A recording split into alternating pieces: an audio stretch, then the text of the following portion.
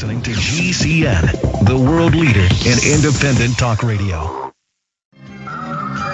Okay, thought criminal Charlie Skelton running around in foreign countries, imaginary secret groups running the planet. Now, you can open any major newspaper and read about how they're setting up a bank of the world, we'll pay our carbon taxes, a world government, a new world order. But if you're for it, Charlie, it exists and you're a member of society and can come down to the Oxford Club and, you know, where you went to school and hang out. But if you say it's bad, you're a dangerous extremist who's mentally ill. So, Charlie, you need to go ahead and make the decision. It's like Karl Rove told the New York Times, they control reality. They're history's actors and all of us don't count. And he said they would change the reality from week to week and we would believe the new reality. And for all the yuppies, that's what they do. They like to feel like they're winners. So nothing can be above them. They're members of the elite. Now, they're not. It's like a 3-year-old playing like they're a superhero. They're not really a superhero, but don't tell a 3-year-old that. Don't tell a power-mad yuppie that. So I'll shut up here for the next 5 minutes. Tell us what else happened. So you're there. He's telling you the police aren't following you, even though you've been taken to the police station twice by them. The police stations don't exist now. The planet doesn't exist. What happens next? Well, my mouth actually falls open. He looks at me and he says, you're sitting there with your mouth open. That's rude. And I say to him, it's rude to lie. And I said to him, I looked around the room, there's 3 of them in there, and I said, including the guy I'm talking to who's very high up in the Department of Government Security. And hold on, let me back up. He said, hold on a second. He said, so you start over. You did what with your mouth? And he said, do something that's rude? Well, he said my mouth fell open with absolute shock at the fact that he'd simply denied the fact that I'd seen this guy that had been following me, realizing he's a policeman. My mouth fell open with shock. He says, you're sitting there with your mouth open, that's rude. And I just looked at him and I said, it's rude to lie to me. And I said, this is the craziest situation I've been in, this is crazy.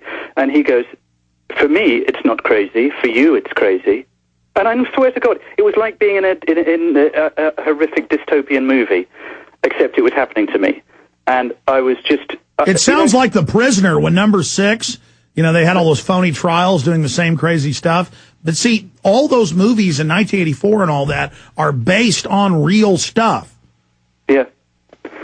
And, when I was leaving, I realized at that point that was it. The fact I'd seen that guy, I knew now what happened. I was being followed by a quite large number of the state police, and I don't know what that had cost. I don't know what cost they'd thrown at this operation. Well, you know why? I mean, normally in there, they just make sure the heroin comes in to make sure the school kids get it, and I'm not joking.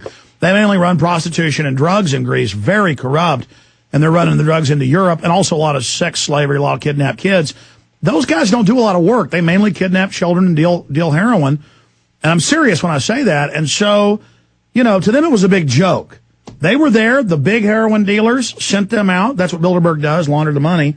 And, big super bosses are in town that their bosses work for.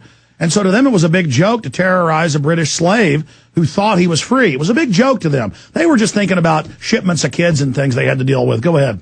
Well, I mean, I don't know. I can't put thoughts like that in their heads. Oh, really? You didn't know they're in child slavery rings? Oh, yeah, the Greeks are, yeah. Well, I don't know. But what I do know is that they lied to me, and they lied to me persistently and all the way up to the top. And they lied even when they knew that I knew they were lying. It was just one big lie. And when I left, I talked to one of the younger ones who escorted me out of the building at this point, because I thought, well, that's it. I'm not getting any more out of this. I know now what happened. And I was escorted out of the building, and as on the way down in the stairs, I looked at the guy, and I said, listen, you know that when you tell a lie, tell a lie like that, it makes you less of a person. And do you know, to his credit, he looked ashamed, because I just felt at that point like I had nothing else to cling on to except the truth about the situation, the truth that these lies were being told but to me. See, Charlie, to them, they have the force. They have the power and the guns, so they say that makes their lie real. Yeah. That's like Austin cops when I was in front of the DynCorp building, and I said, they run giant child kidnapping rings, congressional hearings, and the Austin cops laughed and said, yeah, big deal. I do work in there.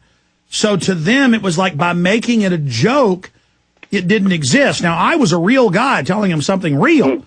But see, they weren't involved in the child kidnapping.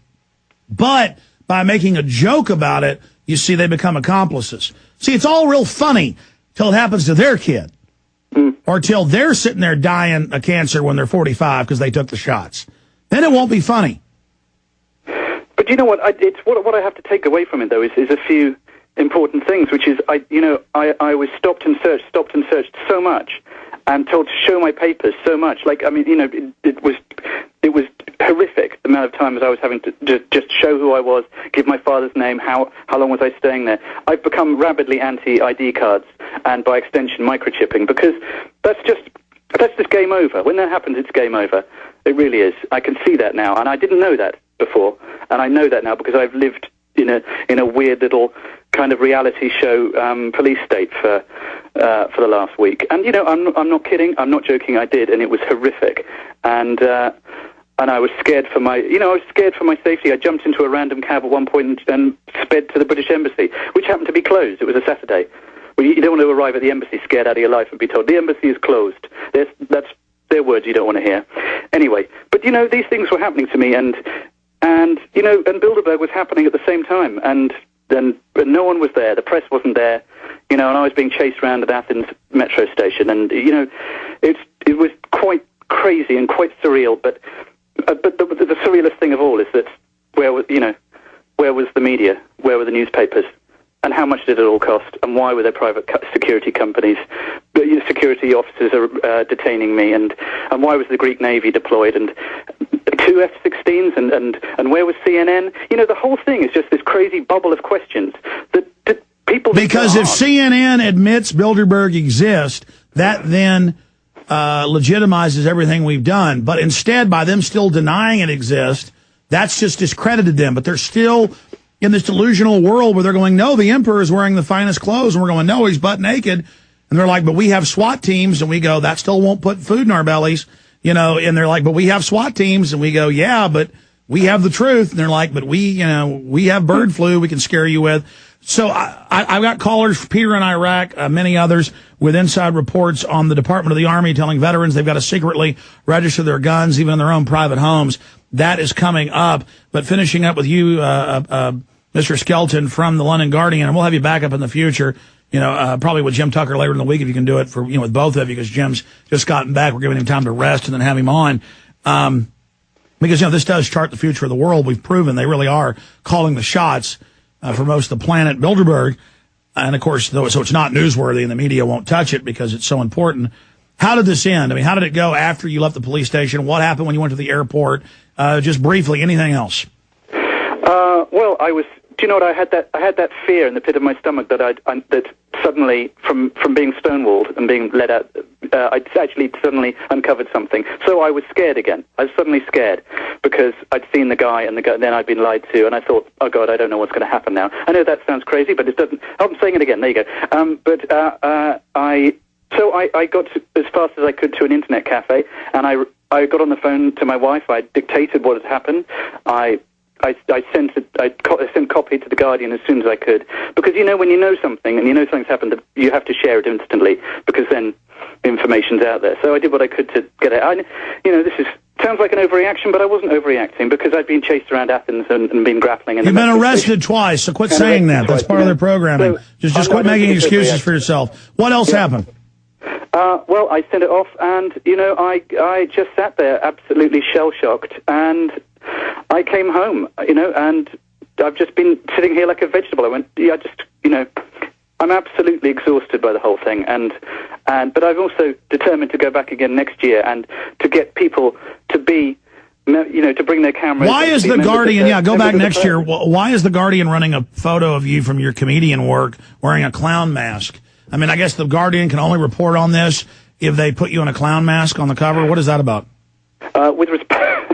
With respect, that's me. I went to the National Museum of Greece, and that's a copy of an ancient theatre mask, and it's my little way of saying that I was involved in a kind of theatre, a theatre of the absurd. So that was my little joke. And I think it is a theatre. I was just shown.